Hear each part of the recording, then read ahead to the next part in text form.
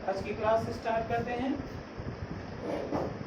कल मेरे को कुछ लोगों ने मैसेज किया है कि 16.4 के क्वेश्चन रह रहे हैं, फिफ्थ का सेकंड, थर्ड और फोर्थ पार्ट और एक सिक्स क्वेश्चन। तो आज पहले उनको कंप्लीट कर लेते हैं। फिफ्थ में हम लोगों ने फर्स्ट पार्ट जब किया था तो हमने प्रोबेबिलिटी डिस्ट्रीब्यूशन यानी प्रायिकता बंटन बना लिया था, जो कि ये बना है ना, आसान सा ही बना गया था उस दिन।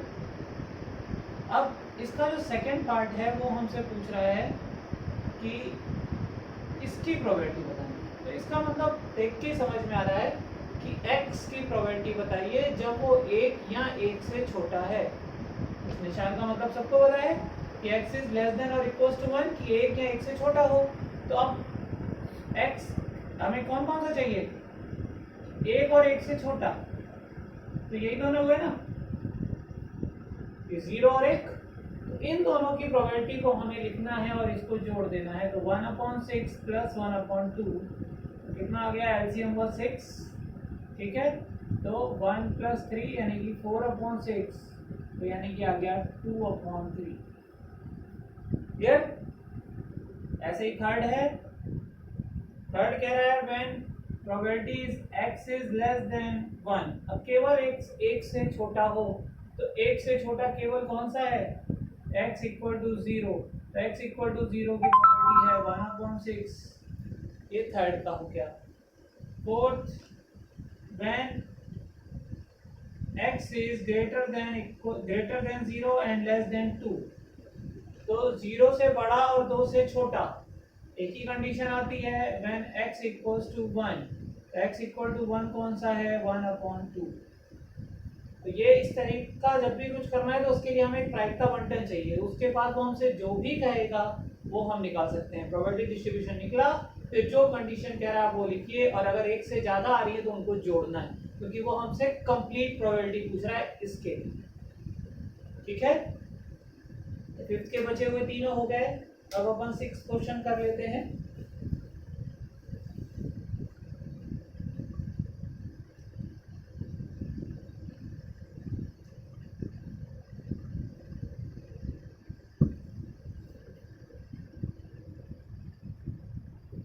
सिक्स क्वेश्चन है, a dice is manufactured in such a way that the probability of getting an even number is twice likely to be an odd number। देखो वैसे तो इस क्वेश्चन में इस लाइन का बहुत कुछ लेना देना हो सकता है, लेकिन हमसे जो आगे पूछा है उसमें हमें इस लाइन से कोई लेना देना नहीं, क्योंकि इवन और ऑड की बात कर रहा है, सम और विषम की बात कर रहा है। तो जो हमें आगे करना है उसमें सम और विषम से कोई लेना देना नहीं।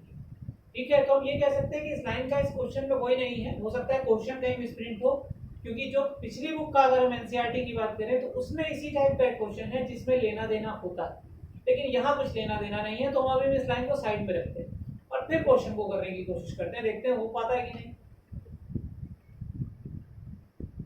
कह रहा है if the dice is tossed twice, एक पासे को दो बार उछाला गया, and find the probability distribution of the random variable represent the perfect square in both tosses। मतलब दोनों ही टॉसेस पर क्या आया हो, परफेक्ट स्क्वायर। परफेक्ट स्क्वायर कौन कौन सा होता है, अगर हम एक पासे की बात करें, एक पासे तो परफेक्ट स्क्वायर होता है अगर 1 2 3 4 5 6, एक पासे में ये 6 चीजें होती हैं, तो परफेक्ट स्क्वायर इसमें केवल 2 होते हैं, है ना। कि देखो एक परफेक्ट स्क्वायर का मतलब होता है कि जो किसी का पूरा पूरा स्क्वायर निकले, तो एक एक का स्क्वायर होता है, 4 2 का स्क्वायर होता है, बाकी कोई कंप्लीट किसी के स्क्वायर नहीं होते। ठीक है, 1 4 फिर 9 होता है, फिर 16 होता है, फिर 25 होता है। तो हमें एक पासे में अगर बात करें तो इतना ही होता है ना, क्योंकि अगर हम दो पासों का 36 बनाएंगे भी तो कुछ ऐसे बनाओगे, 1 1 1 2, कुछ ऐसे बनाओगे। तो वो हर पासे पर कह रहा है, तो 1 और 6 से ज्यादा तो कभी आएगा ही नहीं। 36 बनेंगे जरूर, लेकिन यहाँ दोनों में क्या होगा, अलग अलग 1 से 6 ही रहे। ठीक है, तो हम इस क्वेश्चन को कुछ इस तरीके से करते हैं कि हम P मान लेते हैं क्या, कि परफेक्ट स्क्वायर।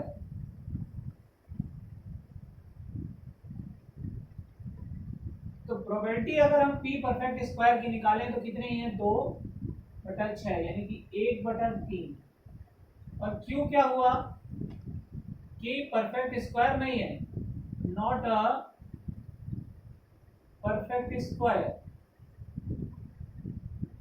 तो कितना आ गया 4/6 बच गया 1 2 3 4 तो ये आ गया 2/3। तो हमारे पास ये आ गया कि कब हमारे पास परफेक्ट स्क्वायर है और कब परफेक्ट स्क्वायर नहीं है। अब हमसे बात कर रहा है हमें x चाहिए क्योंकि प्रोबेबिलिटी डिस्ट्रीब्यूशन पूछ रहा है। तो प्रायिकता बंटन तो तभी बन सकता है जब यादृच्छिक चर यानी कि प्रोबेबिलिटी रैंडम वेरिएबल हो हमारे पास। तो 2 बार उछालने पर क्या हो सकता है कि हमने उछाला हो और एक बार भी परफेक्ट स्क्वायर यानी कि 1 और 4 नहीं आया। ठीक, और क्या हो सकता है x बराबर 1 है ना कि एक बार आया हो और x बराबर 2 कि दोनों बार आते हो। ठीक, अब x बराबर 0 का मतलब हुआ एक बार भी परफेक्ट स्क्वायर नहीं आया यानी ये वाली बात हुई। तो हमने उछाला पहली बार तब भी नहीं आया गुणा दूसरी बार तब भी नहीं आया, पहली बार भी नहीं आया गुणा दूसरी बार भी नहीं आया तो प्रोबेबिलिटी आ गई 4/9। ठीक है, x बराबर 1 का मतलब एक बार परफेक्ट स्क्वायर आया। अब वो चाहे पहली बार आया हो चाहे दूसरी बार आया हो। तो देखते हैं अगर हमने मान लिया पहली बार आया तो पहली बार की प्रायिकता 1/3 है और दूसरी बार में नहीं आया या फिर पहली बार में तो नहीं आया और दूसरी बार में आ गया। ठीक है, तो भी प्रायिकता 4/9 हो गई। ठीक है, x बराबर 2 का मतलब हुआ कि दोनों बार आ गया यानी कि परफेक्ट स्क्वायर। तो 1/3 गुणा 1/3 यानी कितना आ गया 1/9। ठीक है, तो हमारे प्रोबेबिलिटी प्रायिकता बन गई कि कितनी कितनी बार में आ सकता है। ठीक, तो ये हो गया हमारा प्रायिकता बंटन जब वो परफेक्ट स्क्वायर के लिए पूछ रहा है। ठीक है, एक और तरीका है इसको करने का। अगर हम इसके 36 बनाए ढूंढना, तो पिछली बार मैंने बनवाए थे तो तुमने लिखे भी होंगे, तो ऐसे बना लेना सारे के सारे जो हमने बना रखे हैं, चाहो तो उसी में ढूंढना। ऐसे बनाए थे हमने। तो अब ये दूसरा मेथड है कि 0 का मतलब क्या हुआ एक बार भी परफेक्ट स्क्वायर नहीं आया है। तो तुम्हें वो ढूंढने हैं जिनमें कहीं पर भी 1 और 4 ना आया हो। जैसे इस लाइन की बात करें तो 1 तो आई है ना एक जगह पे, तो ये वाली तो पूरी लाइन ही काउंट नहीं होगी। कौन कौन से काउंट होंगे, जैसे ये वाला नहीं होगा क्योंकि 1 आ चुका है। ठीक है, ये वाला काउंट होगा। तो ऐसे तुम्हें सारे काउंट करने हैं, तुम्हें वो मिल जाएंगे जितनों पर एक बार भी या तो 1 या 4 कुछ भी नहीं होगा। ठीक है, वो बटा 36 कर देना, यही आ जाएगा यानी कि 16/36 आएगा। कुछ 16 तुम्हें ऐसे मिलेंगे। फिर x बराबर 1 का क्या मतलब हुआ कि किसी एक पर आया होगा। अब या तो 1 या 4 दोनों नहीं ढूंढने हैं। ठीक है, तब तुम ढूंढना शुरू करोगे। जैसे यहाँ पर ये वाला काउंट नहीं होगा क्योंकि दोनों पर आ रहा है, हमें एक पर चाहिए, तो ये वाला होगा, ये वाला होगा, ये नहीं होगा। ठीक है, तो ये दोनों नहीं हुए, ये हुआ, ये हुआ, ये हुआ, तो ऐसे इनको भी ढूंढोगे। ठीक है, तो जब वो ढूंढ लोगे तो वो भी 16 आएंगे, तो 16/36 तब भी 4/9 आएगा। ठीक, फिर तुम वो ढूंढोगे जब दोनों बार आ गए। तो दोनों बार तुम्हें 4 जगह वो मैं यही दिखा देता हूँ, 1 1 1 4 या 4 1 4 4, यही आएंगे। ये 4 मिलेंगे, 1 2 3 4, और कोई नहीं है जिनमें दोनों बार में तुम्हें 1 और 4 दोनों संख्या मिल जाए। ठीक है, तो अब ये 4/36 कितना होगा 1/9। तो हम ऐसे भी कर सकते हैं इस क्वेश्चन को, ऐसे भी कर सकते हैं। तो इस क्वेश्चन में हमें सम और विषम का कोई लेना देना यहाँ है नहीं। ठीक, तो अगर तुम्हें थ्योरी में उन्होंने जो क्वेश्चन में दिया हुआ है, हम लिखते हैं दिया हुआ है, तो वो सारी चीजें लिखते हैं तो उसमें लिख सकते हो, लेकिन हमें प्रायिकता निकालने के लिए उसकी कोई जरूरत नहीं पड़ेगी। ठीक है, तो 16.4 आज हमने खत्म कर ली है।